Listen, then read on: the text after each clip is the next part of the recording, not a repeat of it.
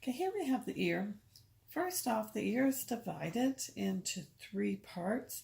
You have the outer ear, the middle ear, and the inner ear. The outer ear goes from the outer portion that you see through the auditory canal all the way to the eardrum, which is the tympanic membrane. The middle ear is going to extend from that tympanic membrane. It will include the auditory ossicles, the malleus, the incus, and the stapes, the bones that are in that middle ear. So it's just this section right here until it gets to the round window. And then the inner ear is from the round window to this interior portion here. It contains the cochlea and the semicircular canals. So if we go back to the outer ear, the external ear, you've got the pinna or the auricle. That's cartilage. That's what your ear, what you see. And then it contains, as I said earlier, the auditory canal. What it is doing is funneling the sound waves and directing them to the tympanic membrane. When the sound waves hit the tympanic membrane, what's going to happen is that it's going to start to vibrate. As it vibrates, it's going to get the malleus vibrating, then the incus, and then the stapes. These three auditory ossicles, these three bones in the middle ear. As they get vibrating, what happens is it's going to amplify those sound waves. And then the stapes will then get the round window, which is right here, to start vibrating. And then that's the division between the middle ear and the inner ear. Excuse me. The sound waves are then going to then progress into the cochlea. That's kind of the snail-looking shell right here. And inside here is where you have the hairs that will start to vibrate because of the sound waves. And those are the receptors for hearing. So the receptors for hearing are in the inner ear, in this cochlea structure right here. Now the semicircular canals, as you can see, there's three different of these canals in different orientations, and that's going to help with equilibrium in your spatial orientation. Are you upright, at an angle, laying down, etc. So both receptors for equilibrium and hearing are in the inner ear, but they're in different locations. The cochlea has the receptors for hearing, the semicircular canals for equilibrium.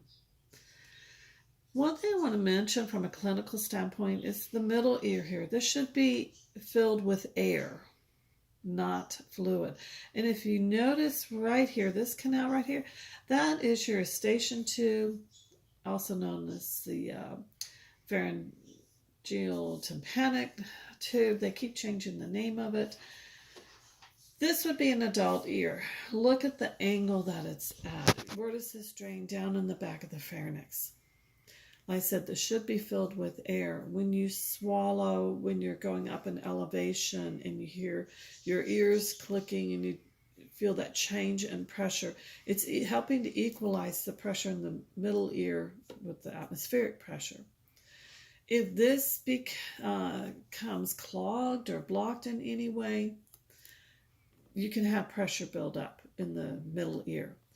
If you have an infection, oftentimes what happens, especially with a bacterial infection, is you end up with pus building up in the middle ear. It's not supposed to be there.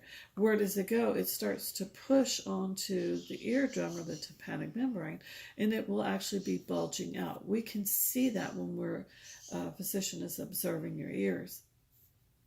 In extreme cases, if the pressure builds up too much, it may actually rupture the tympanic membrane, which will heal. Obviously, you don't want it to rupture, but if it does happen, it can heal.